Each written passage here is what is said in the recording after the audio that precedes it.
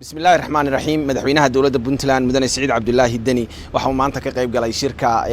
dowladaha xubnaha ka dowladda federaalka Soomaaliya iyo wakiilada beesha caalamka shirka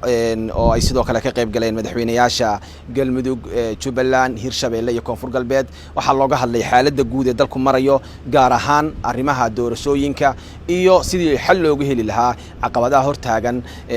inuu qabsoonto doorashadu iyo in maartay shir guud oo loo dhameystiran yahay isugu yimaado madaxda dowladaha xubnaha ka dowladda federaalka ee Soomaaliya waxa uu shirka u ahaa maanta maalintii saddexaad waxay hore u arkeen musharaxiinta madaxweynaha Soomaaliya waxay sidoo kale arkeen golaha siyaasiyiinta ee Somaliland oo hogaaminayo gudoomiyihii aqalka sare mudane Cabdi Xaashi oo sidoo kale gudoomiyaha madasha badbaado qaran shirarka iyo kulamadu ay sii socon doonaan waana la rajeynayaa in ay natiijooyin wanaagsan ay ka soo baxaan madaxweynaha dowladda Puntland mudane سعيد عبد الله الدني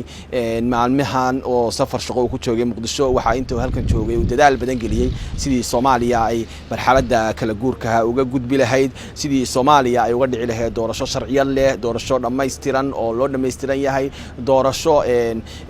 wanaagsan oo ku qabsanta si xor ah oo xalaal ah doorasho aan cidna boobin oo aad looga taxadaro taasi dadaaladaas ay qayb ka ahayd dadaalada uu halka u joogo madaxweynuhu magaalada Muqdisho Puntland waxay mar walba ay dadaal gelisaa dhismaha dawladnimada Soomaaliya haatanna waxaan halkaan u joognaa in aan doorkayga muhiimka ka qaadano si dalku uga gudbi lahaa xaaladda uu haatan ku jiro sidii loo xalin lahaa arrimaha taagan kulamada madaxda dowladaha xubnaha ka dowladda federaalka Soomaaliyana waa kuwa sii soconaya ilaa laga gaaro natiijo wanaagsan iyadoo markay shirarku soo dhamaadaan la filayo inay warbixin buuxda ay ka soo saaraan aad iyo aad u mahadsantiin